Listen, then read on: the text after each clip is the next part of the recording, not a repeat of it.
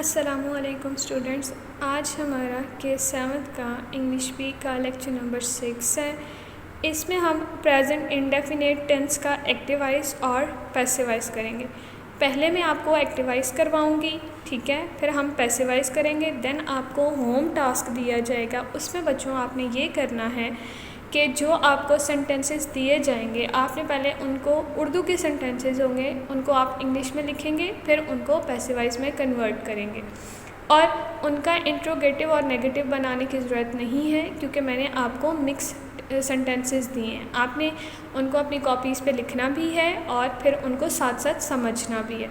और जो present indefinite का एक्टिवाइज का तमाम रिकग्नाइजेशन, फॉर्मेशन और एक एक एग्ज़ाम्पल वो मैं करवाऊँगी, वो भी आपने अपनी कॉपीज़ पे लिखना है ताकि आपको वो चीज़ बहुत अच्छे से समझ आ जाए।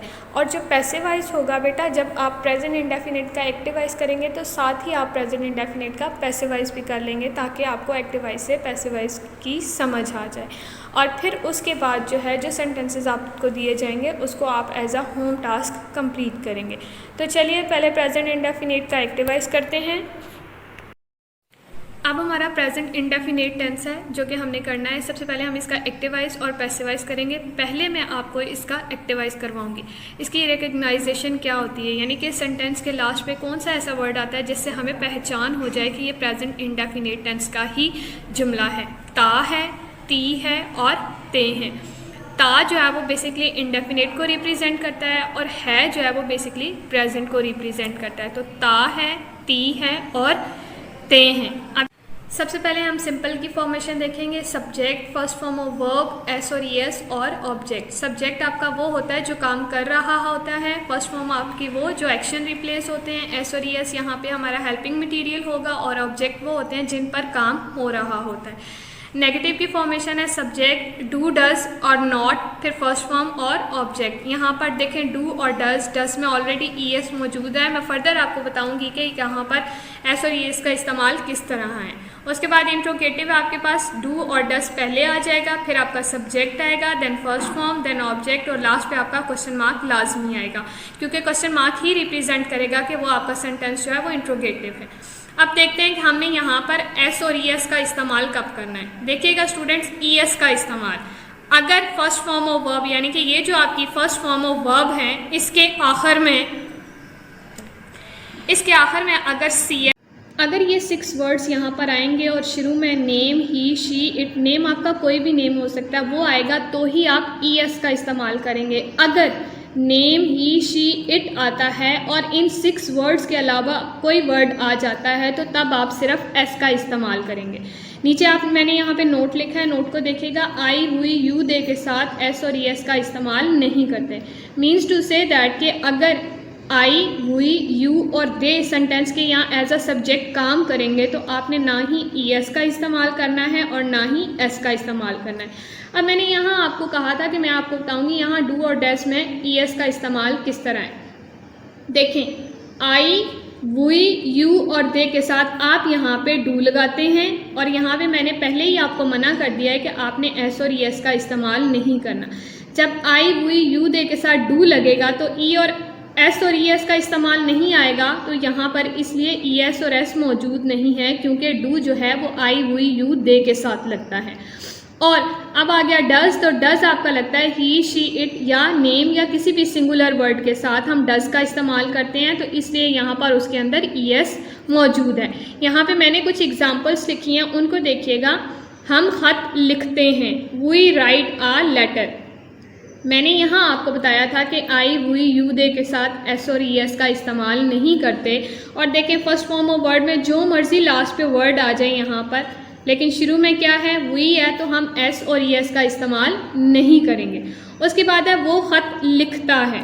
अब देखें यहाँ पे ही है, तो मैंने यहाँ आपको बताया था कि अगर ही आता है और लास्ट पे इन वर्ड्स में से कोई वर्ड आएगा तो तब हम ईएस का इस्तेमाल करेंगे। अब देखते हैं कि यहाँ फर्स्ट फॉर्म ऑफ वर्ब के लास्ट पे अगर इनमें से कोई वर्ड्स है तो हमने क्या इस्तेमाल करना है। देखें, राइट है, लास्ट पे ई है, इनमें ई कहीं पे भी मौजूद नहीं है, तो हम क्या करेंगे, सिर्फ एस का इजाफा करेंगे, ई एस का नहीं करेंगे।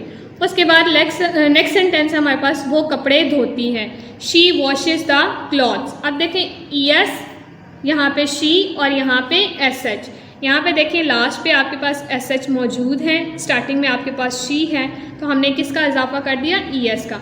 आपने इसी तरह इसको अपनी कॉपीज़ पे लिखना भी है और याद भी करना है। अब हम जो है वो प्रेजेंट इंडेफिनिट का पैसिवाइज करेंगे। नेक्स्ट हमारे पास है प्रेजेंट इंडेफिनिट का पैसिवाइज। पहले मैंने आपको एक्टिवाइज करवाया है, अब हम उसका पैसिवाइज करेंगे। रिकग्नाइजेशन सेम जाएगी, ता है, ती है और ते हैं। फॉर्मेशन देखते हैं, देखें वहाँ पे सब्जेक्ट पहले था, यहाँ पर ऑब्जेक्ट पहले होगा। सब्जेक्ट की जगह ऑब्जेक्ट आएगा और ऑब्जेक्ट की जगह पे सब्जेक्ट आ जाएगा।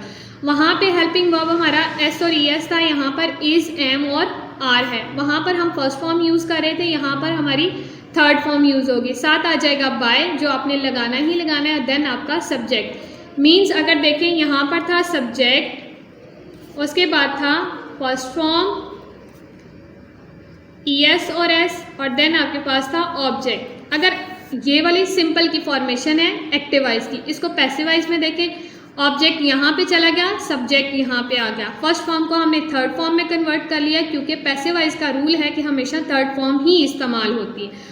यहाँ पर S और ES था, यहाँ पे इज एम आ गया, ये आपका हेल्पिंग वर्ब यहाँ पे होगा। उसके बाद नेगेटिव है, object is am are, not, third form, by and subject. जब इसका इंट्रोगेटिव देखेंगे तो आपका helping verb is am are पहले आ जाएगा, देन आपका ऑब्जेक्ट आएगा, फिर थर्ड फॉर्म, फिर बाय और फिर सब्जेक्ट और एंड पे क्वेश्चन मार्क। अब हमने देखना है कि इज, एम और आर कैसे लगते हैं और किस तरह इनका इस्तेमाल किया जाता है।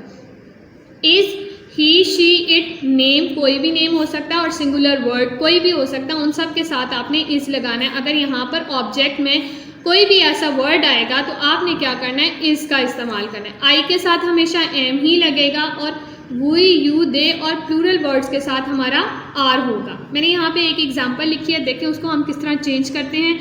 एक्टिवाइज है, दे गो टू स्कूल। अब यहाँ पे ये सब्जेक्ट था, ये फर्स्ट फॉर्म थी और ये आपका ऑब्जेक्ट था।